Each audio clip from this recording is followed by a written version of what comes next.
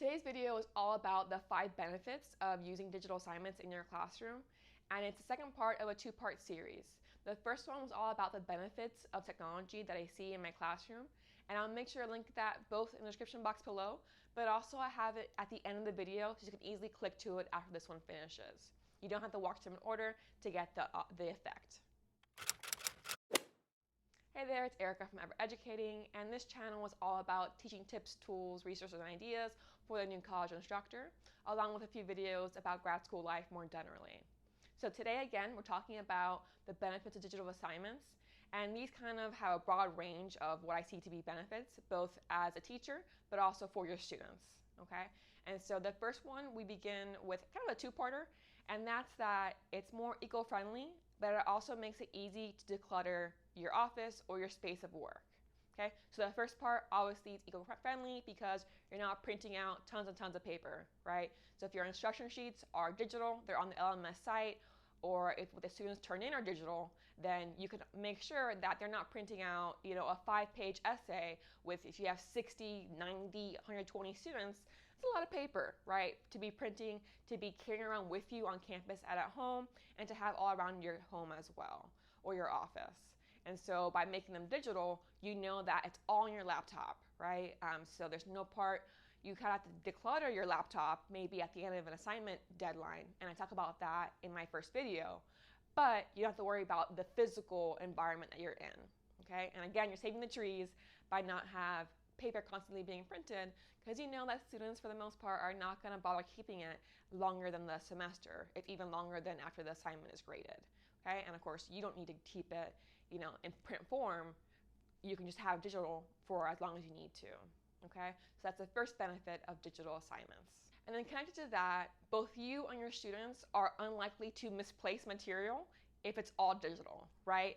And so, you collect your students' work, maybe you drop it at some point and you collect it to pick it up, the wind takes one by accidentally, one goes under the seat of your car and you don't know that, it can be easy to lose this material, right? And on your students' part as well. It gets lost in the wrong book bag, a friend takes it accidentally from their desk, you never know, right? And they can use that excuse as well, like, oh, sorry, I forgot it, or I lost it somehow, can I reprint it, right? Can I have more time? And so if it's digital, well, losing your laptop is much less likely, right? And sure, your laptop might not work, but then that's what cloud services are for. And I know on my LMS site, there is a cloud service already on it that they can use. If not, they can use Google or Dropbox, whatever the case may be, right? And so on your part and on your students, it's really hard to lose a digital assignment, right? And so that's another benefit of keeping it all digital. Now, as far as not losing it goes, another benefit is that if you use digital feedback on the assignments, then students can't lose that either, right? So if they turn in an essay in physical form and you mark it in the margins or at the end and you give your individual feedback to them and you turn it back, if they lose that, then they've lost your individual feedback, right? And so have you, because it's not like you're copying it down somewhere else. Whereas if you're typing it out and then submitting it on the LMS site, then, again, they can't lose your feedback. And neither can you, because if you've added it to your LMS, you can see it on there too, right? You have it printed somewhere, in digital form that you typed out, and you have it on the class website as well. So there's that backup, And so if wherever they are, if they have access to the internet, they can see your feedback. There shouldn't be any way to actually lose it, right? And so that's another advantage. If you have a digital assignment, it makes sense to give digital feedback. And so you can ensure that they're not losing all the work you put into giving them feedback on how to improve that assignment and later ones. Now, these next two go together as well, even though they're semi-opposite points. But the first one is that if you use digital assignments, then you can be teaching students multi-literacy skills, right? So you can teach them about computer skills, you can teach them about obviously regular literary skills, visual literacy skills, technological skills, right? Because they might have to do something that's multimodal in nature. It's not just an essay with words, but create an infographic, or create a newsletter that has images and words written on it, right? And create a video for me, okay? Consider how many digital genres these students can be doing in your classroom, right? And then that can involve more than one type of literacy. because they have to figure out the website that you're having them use to create the thing, right? They have to figure out what the genre conventions of that thing are, right? And so you can have, multiple forms of literacy in one assignment. And again, I'll see this, I think more so it's because I teach literature and writing, so multiliteracy makes sense as a topic that I want and a skill I want my students to improve upon. But really, any type of major can benefit from having students use more than one mode to communicate to their audience or to their instructor or to each other. And so if you use digital assignments, there's a lot of tools that you can use that are free that are options, right? And I mentioned one in that first video, but it's Canva, right, to create, a lot of types of graphics, very easily, because there are templates that are included in it, and it's a free website, okay? And so on the one hand, you can teach your students new skills, right, using digital assignments.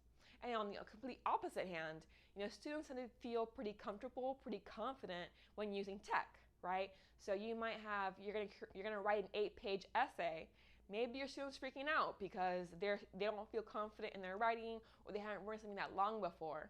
But you can say, okay, but you're going to be using, Google Docs for our process. We're going to revise them. We're going to do, Google Forms for peer review, etc. Well, they can say, okay, well, I've used Google Docs before. Maybe they've used Google Forms before. But there can be that confidence in, well, it's a digital thing, and I use digital stuff all the time. Okay, so maybe you're teaching in an area where that's not the case. It's very rural, and so the internet isn't a thing that's very constant. Okay, this tip doesn't really apply to you. But if you have students who are like, oh, well, I use my digital tools all the time, right? I'm always on my smartphone or on my laptop or on my iPad, whatever. Well, there can be that boost of, oh, pretty cool, we're making an infographic. This is something I haven't done before, but it'll be easy. Like, I know how to do this kind of stuff online, right? And so you have that, on the one hand, learn new skills, but on the other hand, boost their confidence because they're using technology in a way that they prefer, rather than having to do things by hand and print it out on the printer. I feel a lot of times, printers aren't something that you'd fit in a dorm room, and so you have to print on campus, right? And so in this case, there's no need to print out your documents, and so they can just use their laptops or go to a computer on campus, and that's all they need. They don't need to waste the money to print it out on campus. All right, and so again, I'd be curious what you feel are your own advantages of using digital assignments. So if you could think of other ones, which I'm sure you can, let me know in the comments below. And like this video if any of these are reasons that you're going to switch digital assignments in the future. Okay, and so I'll see you next week with a new video.